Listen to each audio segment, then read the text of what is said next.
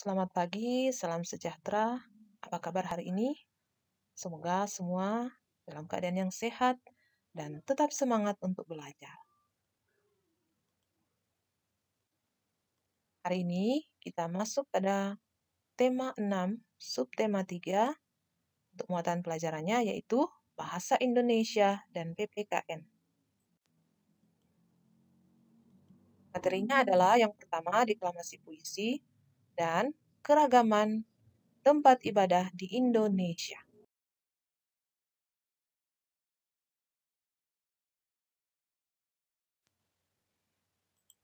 Nah, yang pertama kita akan belajar mengenal deklamasi puisi.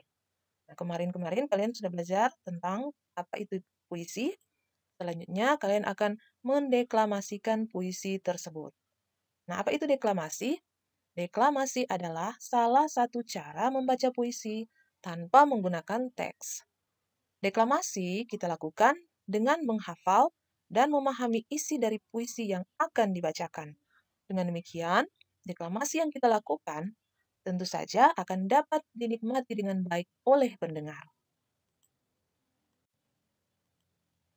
Nah, sebelum mendeklamasikan puisi, ada hal-hal yang harus diperhatikan. Yaitu yang pertama adalah lafal. Apa itu lafal? Lafal yaitu cara mengucapkan bunyi bahasa.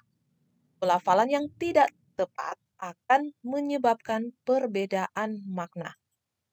Nah, contohnya ini, kata izin diucapkan izin, bukan izin. Jadi ada perbedaan bunyi huruf Z dan J. Nah, begitu juga dengan kata energi. Harus diucapkan dengan benar, yaitu energi, bukan energi ataupun energi. Cukup jelas ya? Nah, selanjutnya yang kedua adalah intonasi. Intonasi adalah naik turunnya pengucapan bahasa. Intonasi berfungsi sebagai pembentuk makna kalimat. Contohnya atau diantaranya adalah suara tinggi menggambarkan keriangan, marah, takjub, dan sebagainya. Sedangkan suara rendah mengungkapkan kesedihan, pasrah, ragu, putus asa, dan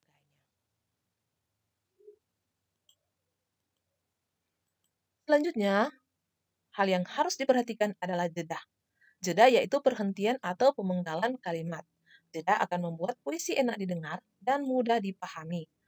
Jenis tanda jeda pada baris puisi adalah sebagai berikut. Tanda yang pertama hanya ada satu, yaitu berhenti sebentar untuk bernapas. Jika tandanya ada dua, berarti koma di akhir baris yang masih berhubungan dengan baris berikutnya. Artinya, harus lebih lama dari tanda yang hanya satu. Dan terakhir, ada tiga tandanya, berarti titik pada akhir baris atau akhir puisi. Nah, sekarang Ibu akan membacakan contoh menjaga puisi menggunakan tanda atau jeda yang tepat. Judul puisinya adalah Penjaga Alamku, karya D. Caritas. Nah, Ibu akan membacakan contoh membacanya pada bait pertama. Kita mulai.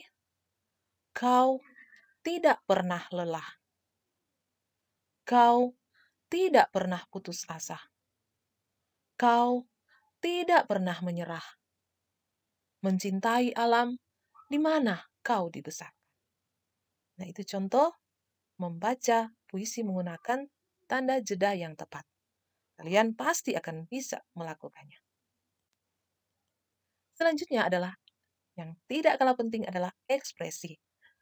Ekspresi adalah raut wajah dan gerak tubuh yang menunjukkan perasaan pembaca puisi. Ekspresi membaca puisi harus disesuaikan dengan isi puisi. Ekspresi yang baik dan tepat akan membuat penonton ikut merasakan suasana dalam puisi yang dibacakan. Contoh, puisi yang menceritakan perjuangan seseorang untuk mencapai cita-citanya dibaca dengan ekspresi yang penuh semangat. Nah, ini contoh lain yang ada temanya. Contoh tema puisi tentang doa, tentu saja ekspresinya harus khusyuk, seperti sedang berdoa kepada Tuhan. Kalau tema puisinya harapan, berarti matanya harus berbinar dan menerawang jauh ke depan.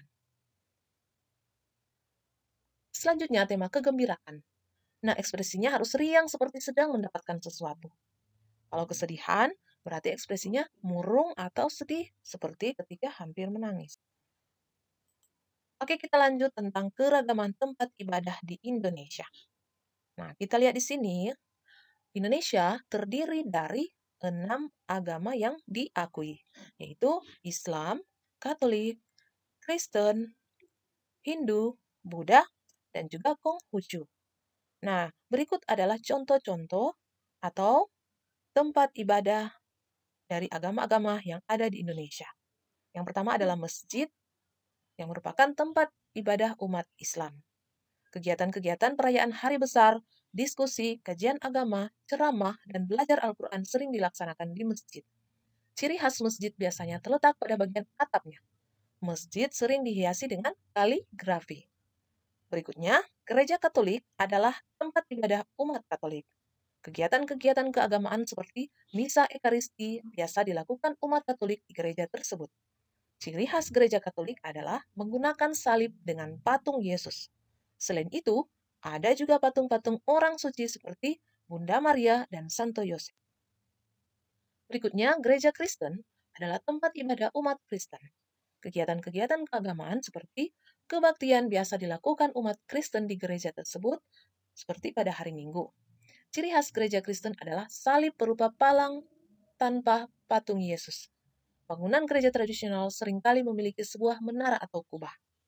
Berikutnya adalah pura, adalah istilah untuk tempat ibadah agama Hindu di Indonesia. Pura dirancang sebagai tempat ibadah di udara terbuka yang terdiri atas beberapa lingkaran yang dikelilingi tembok. Ciri khas pura adalah pelinggi meru, yaitu menara dengan atap bersusun tinggi yang menyerupai pagoda. Terdapat beberapa jenis pura yang berfungsi khusus untuk menggelar beberapa ritual keagamaan Hindu. Berikutnya, wihara. Wihara adalah tempat ibadah agama Buddha. Wihara juga bisa disebut kuil. Wihara digunakan untuk melakukan segala macam bentuk upacara keagamaan. Di dalam wihara, terdapat satu atau lebih ruangan untuk penempatan altar. Bentuk bangunan dan warna wihara biasanya hampir sama dengan kelenteng. Nah, terakhir, kelenteng. Kelenteng adalah sebutan untuk tempat ibadah penganut agama Konghucu di Indonesia. Bangunan kelenteng umumnya bernuansa arsitektur Tionghoa. Bangunan biasanya didominasi oleh warna merah dan kuning. Kelenteng bagi masyarakat Tionghoa tidak hanya digunakan sebagai tempat ibadah saja. Selanjutnya adalah keragaman kegiatan keagamaan di tempat ibadah. Yang pertama di masjid, kegiatannya adalah ibadah salat setiap hari, ibadah salat Jumat setiap hari Jumat, ibadah salat tarawih pada bulan Ramadan, kegiatan tadarus pada bulan Ramadan, kegiatan belajar membaca Al-Quran untuk anak-anak, kegiatan dakwah tentang agama Islam, dan perayaan Idul Fitri dan juga Idul Adha, dan perayaan agama Islam lain. Selanjutnya, gereja Katolik, contoh kegiatannya adalah ibadah misa setiap hari, ibadah misa mingguan setiap hari Minggu, kegiatan sekolah minggu untuk anak-anak, perayaan Paskah atau wafat Isa Al-Masih, peringatan kenaikan Isa Al-Masih, dan perayaan Natal pada tanggal 25 Desember dan Tahun Baru 1 Januari. Nah, untuk gereja Kristen, hampir sama dengan kegiatan di gereja Katolik, yaitu ibadah kebaktian dan ibadah harian, pengakuan dosa di hadapan imam, kegiatan ibadah atau jemaat, kegiatan sekolah minggu untuk anak-anak, perayaan hari Minggu, dan perayaan Natal pada tanggal 25 Desember maupun 1 Januari, dan kegiatan-kegiatan lain. Berikutnya ada pura. Nah, pura, kegiatannya adalah ibadah puja setiap hari, kegiatan sembahyang malam Jumat, kegiatan pasraman, perayaan Purnama dan Tilem, perayaan Hari Raya Galungan dan Hari Raya Nyepi, perayaan Kuningan dan Saraswati, perayaan Pagarwasi dan Siwaratri. Untuk wihara, kegiatannya adalah ibadah puja bakti setiap hari, penataran agung 1 kali dalam sebulan, perayaan Hari Raya Waisak, perayaan Katina, perayaan Asada, perayaan Maga Puja, dan lain. Dan terakhir, di kelenteng kegiatannya adalah setiap tanggal 1 dan 15 adalah penanggalan Imlek, diadakan ibadah. Kedua, ibadah kebaktian umum agama Konghucu. peringatan hari lahir dan hari wafat Nabi Konghucu, peringatan hari Tangcik atau Tangsin, peringatan tahun baru Lemlik, kegiatan sekolah minggu untuk anak-anak. Nah, kalian sudah pelajari tentang tempat ibadah agama-agama di Indonesia. Setiap agama memiliki kegiatan keagamaan yang berbeda. Setiap kegiatan memiliki ciri khas dan keunikan masing-masing. Kita harus menghormati kegiatan keagamaan yang dilakukan agama lain. Kita tidak boleh mencela ataupun menghina kegiatan agama lain. Dengan demikian, kerukunan antar umat beragama di Indonesia pastinya akan selalu terjaga. Demikianlah materi hari ini. Sampai jumpa lagi pada materi berikutnya. Selamat belajar, tetap semangat untuk meraih cita-cita. Terima kasih. Jangan lupa untuk subscribe @Linda Risa.